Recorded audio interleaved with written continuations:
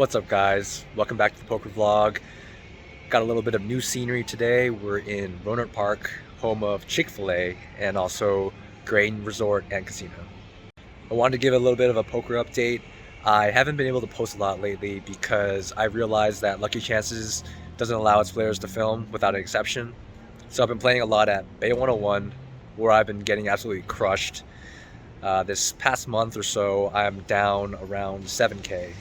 I'm fortunate enough that I don't depend on my poker income as my primary job, so that's nice.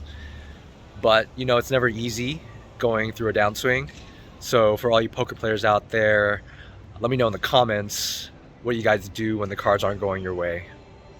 But that's enough talking. Let's jump in there and get in some hands.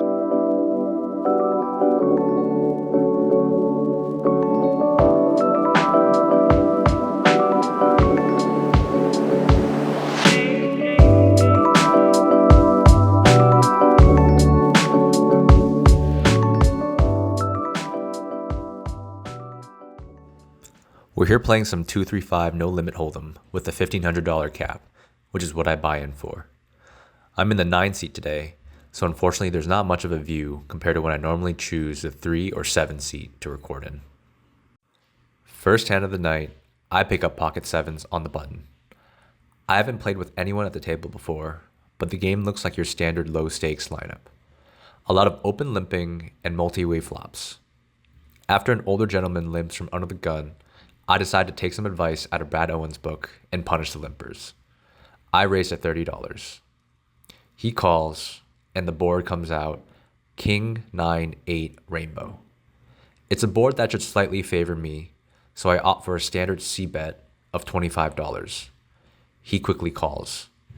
The turn jack goes check check, and the river rolls off another 9. After he checks, I find it hard to find another worse hand that will call me here, so I check back. He tables ace queen offsuit, and the 7s are a good start to the session. It's got alcohol in it, right?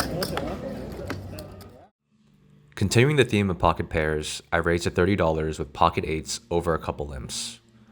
As expected, no one gives me any respect. We get 4 callers to a relatively static flop of King 10 Rainbow. When it checks around to me, I think it's a good board to bet for a mix of value and equity denial. I'm hoping my opponents fold or call overcards with a gut shot. I c-bet $60 and only the hijack calls. The turn is a deuce of spades. He checks and I decide to check it back. I did my job on the flop denying some equity. After calling the flop, his range is condensed to contain some pair 10s and slow played trips. I think another bet would only narrow that range even farther and box me into a possibly unprofitable triple barrel opportunity. The river comes a 9. It goes check check again, and I lose to Queen 9 of diamonds. Alright, it's time for some revenge when I pick up ace queen offsuit in the big blind. +1 opens to $15, and there's 5 callers before it gets to me. Usually when that happens, everyone has a mediocre hand that they want to see a flop with. I'm only concerned with the +1 here. I'm here to punish the callers, and I squeeze to $140. If the +1 4-bets me, I'm going to be disgusted. But we'll cross that bridge when we get there. It doesn't come to that though, as he folds, and all the callers follow suit. It's nice to take this one down pre-flop. This next one is the hand of the night. After about an hour of playing, my general read on the table is tight passive, meaning any raise or getting played back at is a cause for alarm. I'm in the $10 straddle when the hijack, an older gentleman, raises to $20. The cutoff and small blind call. I complete with Queen 10 offsuit. I absolutely smash the flop when it comes Jack 9-8 Rainbow. I'm seeing money signs, but I check, hoping someone bets.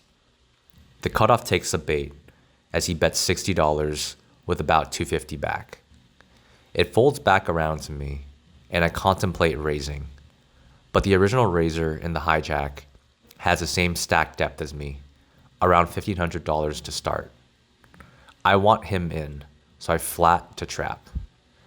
It seems to work, as the hijack also calls. I already know what cards I don't want to see on the turn. No board pairs. Well, luckily, the board pairs. Great. If my opponents happen to have pocket jacks, 9-8, pocket nines, or jack 9, I'm drawing dead. I keep my cool though, and I check. The older gentleman in the hijack decides to lead now for $90, at which point the cutoff jams for his remaining $250. I'm in a sticky situation. Like I said, I could be drawing dead. At this point, unconscious thoughts are rushing through my head. I think back to all the wrong calls I've made in the past month. I think to myself, these guys have to have it right. They're not crazy, right? After taking for a good minute, I reluctantly let my hand go. The hijack tanks for a minute, at which point I don't know if he has a straight beat. But he finally makes the call. Well, I'm happy to say that I made the wrong fold. The river helps no one, as it's the 4 of diamonds. The cutoff says I missed and shows queen jack of diamonds for top pair. The hijack shows pocket kings and takes it down. This one stings a little bit, but now I know these players have a little bit of gamble in them. I think this is a lesson here to not overthink strong hands, especially at lower stakes. I keep the straddle going in the next orbit, and I pick up queen 4 of diamonds. This time, there's limp calls to me, and I check my option. We go 4 ways to a flop of jack 4-4 2 spades. It checks all the way around to the button, who bets $40. The small blind calls, and nope, no more slow playing this time. My hand is vulnerable, and there's a good chance one of these two players has a flush draw, and I'm charging to see another card. I raise to $210. The button quickly gets out of the way, but the small blind jams for $450 effective. I have an easy snap call, which I do, and we sweat a run out. The turn ace of clubs should help neither of us, but the river is the 10 of spades, which I'm not happy to see. I half expect to lose, but the small blind flips over 8-4 offsuit. I get lucky here and cool off trips over trips to take this pot down. Alright guys, sorry for the 320 pixel quality here. My primary phone died, so I had to use my backup to record. And well, let me tell you, the video quality on my Google Pixel 5 is absolutely garbage compared to my Samsung Galaxy S29 Ultra. Yes, I'm an Android user. I am the green bubble in the group chat. I'm ready for your roast in the comments below. Back to the hands, I opened to $35 with ace-jack offsuit from the button over some limps. 2 callers, one on my direct left, one on my direct right. The flop comes favorable. It's 9-9-3 rainbow. I c-bet $35 like I would with my entire range. Only the cutoff calls. The turn rolls off a deuce. I'm at a crossroads. Do I continue my story or do I chicken out? After some deliberation, I think there's a good chance the cutoff has some under pairs between pocket 4s and pocket 8s that I can target. I c-bet $85, a half pot size bet. Well, I get the bad news quickly when I get check raised to $280. He says, Good, I close the seal. when I ask him if he has a 9. No, sir, I will most certainly not call a see it. I lay it down. Last interesting hand of the night.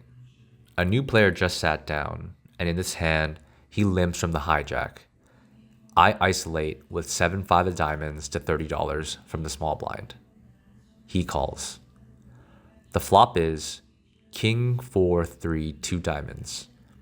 It's a great flop for my perceived range and my actual holding. I c-bet small, $20. I don't need to bet much to fold out his air. He does something unexpected. He raises to $50. I'm stumped. What's he representing here? A set? He doesn't have much behind. He started this hand at $300 effective, so the stack sizes are a little awkward. If I just call here, I'm going to be forced to fold a lot of turns if I don't hit. Same thing if I raise to something like 150.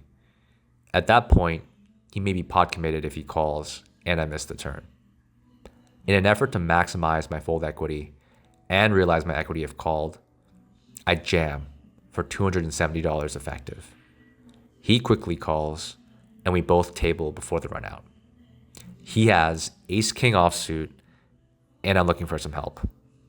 The turn is a queen of hearts. No bueno. The river jack of hearts dashes my hopes and dreams of winning this pot. It's Squidward! What's he doing here?